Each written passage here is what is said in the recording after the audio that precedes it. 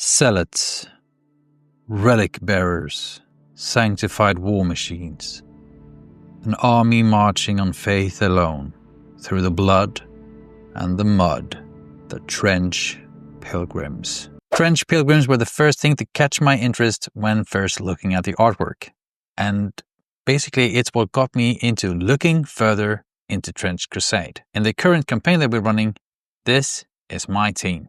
So in this video I'll go through all the different minis, some lore, and I'll show you how I chose to paint them. So let's take the long pilgrimage.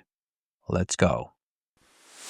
Ecclesiastic prisoners. In front of the Trench Pilgrims you will find the Ecclesiastic prisoners, either captured enemies of the true faith or volunteered sinners. Each is strapped with a high explosive which is detonated once they reach enemy lines. They dash across the killing grounds, hoping to somehow survive the blast and escape, or take as many followers of Lucifer with them as they can, depending on their conviction, of course. So for this prisoner, I tried a lot of new things for the first time. Liquid pigments for rust effects, print out pictures instead of freehand for all the small signs. I really wanted them to feel bloodied and worn down, but at the same time, I wanted the details to be readable. How did I do? Trench Pilgrim, a holy warrior of the trenches, considers it his religious duty to make the pilgrimage to the sacred battlefields to fight the heretical legions. Pilgrims wear the iron capeots to insulate their minds from the horrors of war. This is the main force of the Pilgrim Warband. I really like these little fellas, but I did find it hard to make them grimdark, rusty, and yet not too muddied down. I ended up with a teal in the hole of the helmet for some pop on the mini. It could be read as verdigris or a subtle oversell from within. It's in the eye of the beholder, I guess. Stigmatic nuns. Rarer and more dangerous are the Stigmatic nuns. Holy sisters who manifest wounds to match those of the third Metachrist who they venerate. They excel in close quarter combat, for each bleeding wound that they suffer makes them stronger, not weaker, as their devotion to suffering, as the Lord once did, gives them strength and endurance not found in any common mortals. Armed with sword and pistols, they cross no man's land, heedless of any danger, praying to sustain wounds for the Redeemer, which in turn will transform them into the very vengeance of the Lord. This was one of the first artworks I saw and what initially drew me to the Pilgrims. I love the idea of them hurting themselves to get blessings. The minis themselves are still very small and without a lot of details. I went rather simple with it, using metallics and a lot of blood splatter. Castigator, tasked with instilling the fear of God in the troops. This orthodoxy officer keeps the soldiers on the path of righteousness and punishes those who transgress. They are protected by their unwavering faith as well as by the saints that they revere. This is another artwork I truly like, and the mini too. The gas mask and that shield. It really hits the right spots for me. This was the first elite I painted for my pilgrims, and such he got a lot more attention than the previous minis. I did NMM steel and gold on him, and the print out artworks I tried on the prisoners, I also tried on his cloak with this dove.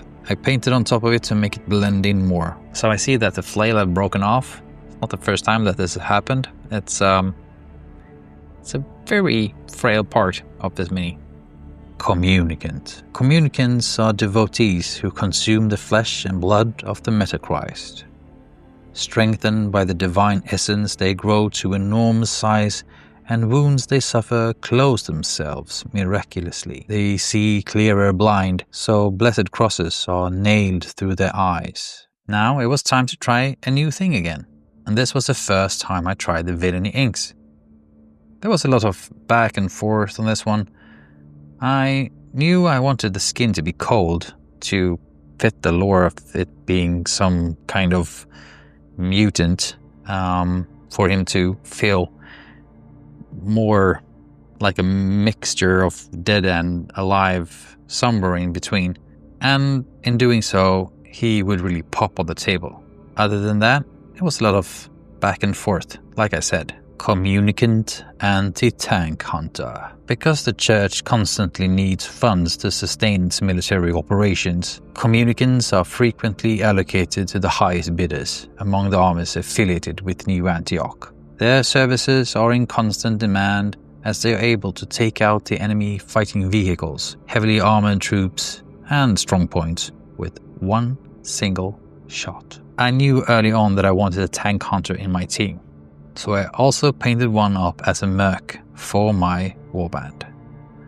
Since he is also a communicant, I wanted the skin to be sickly and cold as the other communicant I have in my warband, but not necessarily the same colors as the other one. So this is the scheme I went with. There is a PDF tutorial for the skin on the Patreon if you're interested. Anchorite Shrine. A colossal suit of machine armor fueled by diesel and faith. The Shrine Anchorite stands as a grim symbol of humanity's despair.